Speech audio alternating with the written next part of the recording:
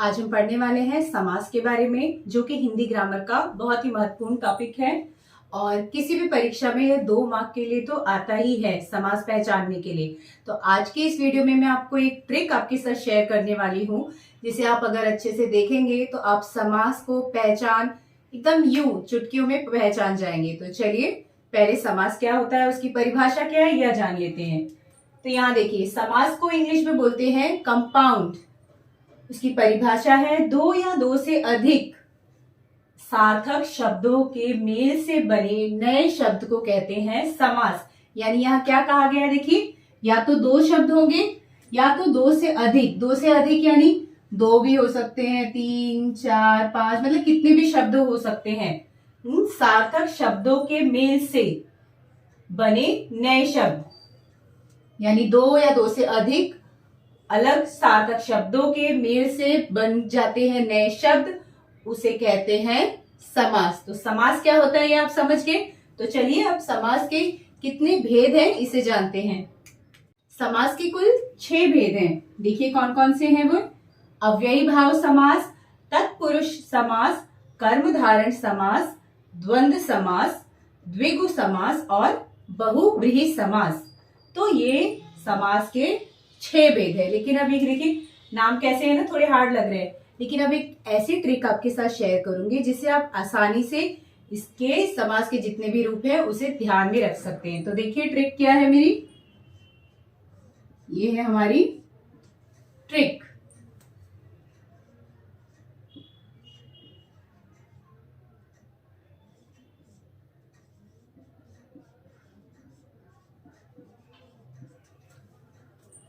ये है हमारी ट्रिक, द्वंद्वी अब तक। समझ में आया कुछ इससे? अभी देखिए आप समझेंगे। आप यहाँ पे जो द्व दिया हुआ है, द्वंद, इसका अर्थ है द्वंद्व समास। द्वि जो यहाँ पे लिखा है उसका है द्विगु समास। अ से होता है अव्ययी भाव समास। ब से होगा बहुव्रीहि समास। उसके बाद है त से है तत्सम समास और क से है कर्मधारय समास। तो आपको क्या याद रखना है दिमाग में, सिर्फ इतना रखना है, द्वंद्वी अब तक, द्वंद्वी अब तक। द्वंद से होता है द्वंद्व समास, द्वि से होगा द्विगु समास, अ से अव्ययी भाव समास, ब से बहुव्रीहि समास और त से तत्सम समास, क से कर्मधारय समास। तो अगर आप ये इतना छोटा सा ये 3 शब्द आपको ध्यान में रखने, द्वंद्वी अब तक, उसके बाद आपको ये सारे समास के जितने भी भेद है आपके दिमाग में आसानी से बैठ जाएंगे। अब तो आपने इसके प्रकार समझ लिए, इसे कैसे याद रखना है वो समझ लिए। अब मैं आपको बहुत ही आसान तरीके से समझाऊंगी। इन सारे समास को आपको ध्यान में रखना है, बहुत ही आसान तरीके से अब मैं आपको बताने वाली हूँ। पहला समास देखिए क्या है, अव्ययी भाव समास। क्या होता है, देखिए, जिन शब्दों के प्रारंभ में, प्रारंभ यानी शुरुआत में, शब्द शुरू होने के पहले उपसर्ग लगा हो।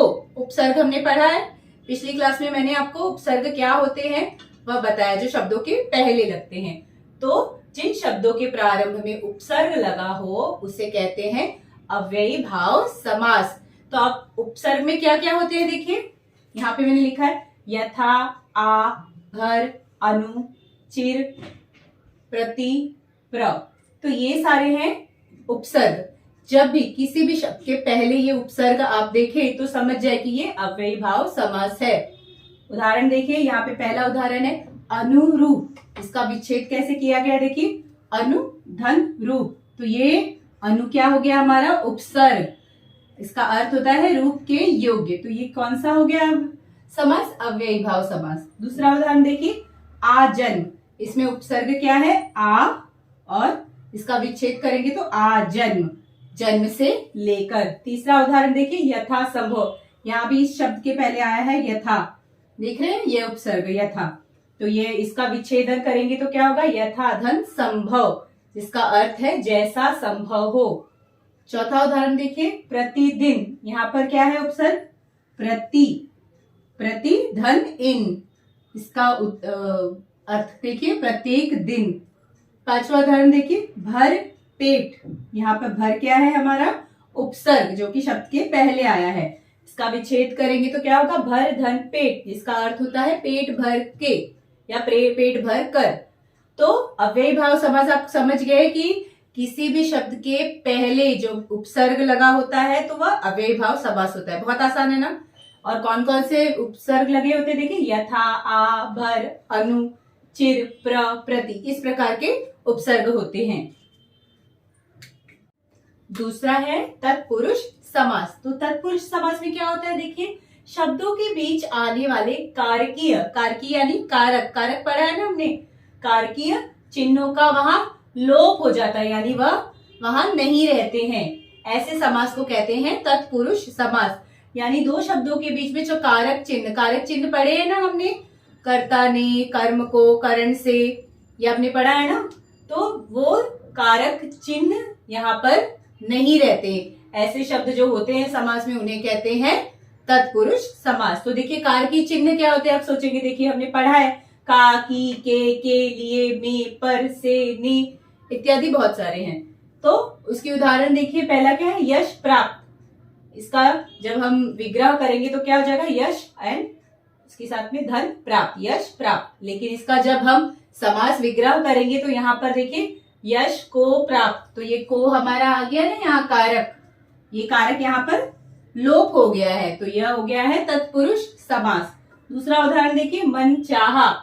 इसका विग्रह करेंगे तो मन धन चाहा, और इसका देखिए अर्थ क्या होगा? मन से चाहा, से आ गया ना यहाँ पर, ये भी हो गया तत्पुरुष समास। उसी प्रकार तीसरा देखिए, राजपुत्र, राजधन पुत्र, राजा का पुत्र, यहाँ आ गया ना का। चौथा उदाहरण देखिए, आप बीती, आप धन बीती, आप पर बीती, ये भी हो गया तत्पुरुष। पांचवा उदाहरण देखिए, देशवासी, देश धनवासी, देश का वासी, ये क्या का हमारा हो गया कारक, तो ये हो गया तत्पुरुष समास। बस इतना समझना है कि जहां पर दो शब्दों के बीच में आने वाले कारक छिपे हुए हैं, नहीं दिखाई देते, लोप हो गए हैं, वह होता है तत्पुरुष समास। तीसरा है कर्मधारण समास। कर्मधारण समास क्या होता है देखिए, जिस समास में प्रथम पद दूसरे पद की विशेषता बताता है, यानी पहला जो शब्द है, पद है, वह दूसरे पद या शब्द की विशेषता बताता है, उसे कहते हैं कर्मधारण समास। यहाँ देखिए एक नोट लिखा है मैंने, दूसरे पद की तुलना में, या तो उसमें दूसरे पद की तुलना हो, या है जो, या फिर के समान, यह विग्रह के समय प्रयुक्त होता है। ध्यान से देखिए, उदाहरण देखेंगे तो आप समझ जाएंगे।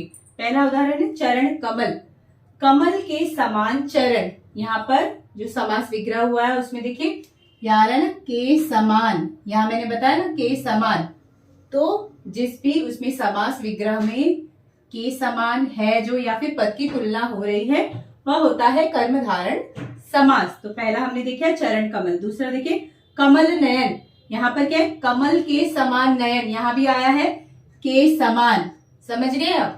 तो यह है कर्मधारण समास, यानी तुलना हो रही है। देखिए पहले शब्द की दूसरे, यानी कमल नयन में तुलना हो रही है, किस कमल के समान है नयन। तीसरा देखिए चंद्रमुख, चंद्र के समान मुख, यहाँ भी के समान आ रहा है, तो ये कर्मधारण समास है। चौथा देखिए लाल मणि, लाल है जो मणि, यहाँ पर कौन सा आया है? देखिए ये आ रहा है जो, लाल है जो मणि, तो ये भी है कर्मधारण समास। पांचवा देखिए महापुरुष, महान है जो पुरुष, यहाँ भी आया है जो पुरुष। यानी बस इतना ध्यान देना है कि प्रथम पद और दूसरे जो पहला पद होता है समास का, वह दूसरे पद की विशेषता बताता है। जैसे महापुरुष, तो ये महा मतलब महान, पहला शब्द का अर्थ है महान, और वो किसकी विशेषता बता रहा है? दूसरे शब्द की, पुरुष की। महान है जो पुरुष। और जब हम ये समास विग्रह करते हैं तो उसमें या तो पद की तुलना हो रही है, या है जो, या के समान, ये शब्द अगर आ रहे हैं तो यह कर्मधारण समास है। तो बहुत आसान है ना पहचानना। चौथा है द्वंद्व समास। तो द्वंद्व समास में क्या होता है, देखिए कैसे पहचानेंगे।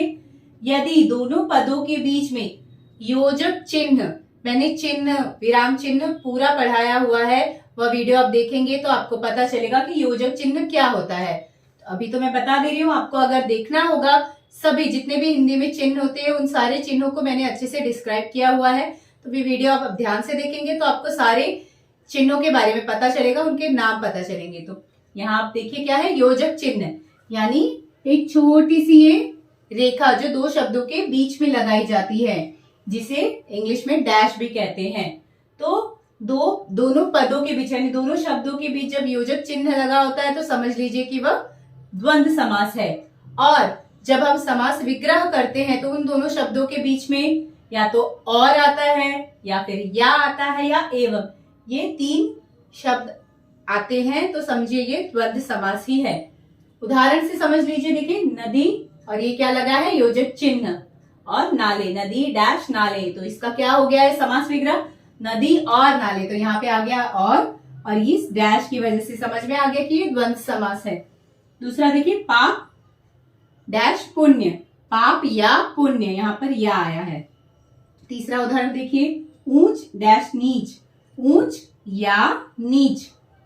चौथा देखिए छल योजक चिन्ह कपट, छल डैश कपट, छल और कपट। पांचवा देखिए माता पिता, माता और पिता या माता एवं पिता यह भी बोल सकते हैं। तो ये आ गया यहाँ पर और, तो समझ में आ गया अगर समास विग्रह कर रहे हैं तो जहां पर और एवं या आता है तो वह द्वंद्व समास है। और पहचानते देखते ही आप पहचान जाएंगे क्योंकि बीच में लगा होगा योजक चिन्ह, यानी ये छोटा सा डैश दो शब्दों के बीच में, तो वह द्वंद्व समास हो गया। पांचवा है द्विगु समास। द्विगु समास में क्या होता है, देखिए जिस समास में प्रथम पद यानी प्रथम शब्द जो होता है वह संख्यावाचक हो, यानी जिससे संख्या का बोध हो या फिर समूह का पता चले, उसे कहते हैं द्विगु समास। यानी जिस भी समास में प्रथम शब्द प्रथम पद से किसी संख्या ज्ञात होती है, जैसे 2 3 3 9, इस प्रकार से संख्या का पता चलता है और या फिर समूह का बोध हो, उसे कहते हैं द्विगु समास। तो उदाहरण देखिए क्या है, पहला दोपहर, यहाँ पे संख्या पता चल रही 2 यानी दो पहरों का समूह। दूसरा देखिए तिरंगा, 3 रंगों का समूह। तीसरा उदाहरण देखिए नवरात्र, 9 रात्रियों का समूह। यहाँ पे ये जो पहले वाले पद दिख रहे हैं हमें 2 3 9, यहाँ पे 4 ये 3, ये सारे संख्यावाचक शब्द हैं जिससे संख्या का बोध हो रहा है। तो इससे पता चल जाएगा कि ये द्विगु समास है। यानी इतना ध्यान में रखना है कि द्विगु समास में संख्या समझ में आ जाएगी, पहले पद में कोई संख्या होगी, दोपहर तिरंगा नवरात्रि। इसी प्रकार चौथा देखिए चौराहा यानी 4 राहों का समूह। पांचवा देखिए त्रिकोण, 3 कोणों का समूह। तो इस प्रकार से द्विगु समास हम आसानी से पता कर सकते हैं। यह है समास का छठवां भेद, क्या है देखिए बहुव्रीहि समास। इसे कैसे पहचानेंगे, देखिए जिस समास में कोई भी पद, जो 2 पद होते हैं उन दोनों पदों में कोई प्रधान नहीं होता, अर्थात दोनों पद आपस में मिलकर किसी और पद की ओर संकेत करते, यानी जो 2 पद है, 2 अलग अलग शब्द आपस में मिलकर के किसी और शब्द की तरफ संकेत करते हैं, उसे कहते हैं बहुव्रीहि समास। नोट देखिए इसमें ज्यादातर क्या होता है, देवी देवताओं के ही नाम ज्यादातर आते हैं। उदाहरण से समझिए घन श्याम, यहाँ 2 पद है घन और श्याम, जिसका समास विग्रह क्या होता है, घन के समान श्याम है। कौन है घन के समान श्याम, कृष्ण भगवान, उन्हें कहते हैं। दूसरा देखिए है लंबोदर, यहाँ पे 2 पद कौन से हैं, लंबा और उदर, ये इसका क्या समास विग्रह है, लंबा है उदर जिसका, यानी गणेश भगवान। तीसरा देखिए दशानन, 10 है आनंद जिसके, यानी 10 है जिसके सर, कौन है वह, रावण।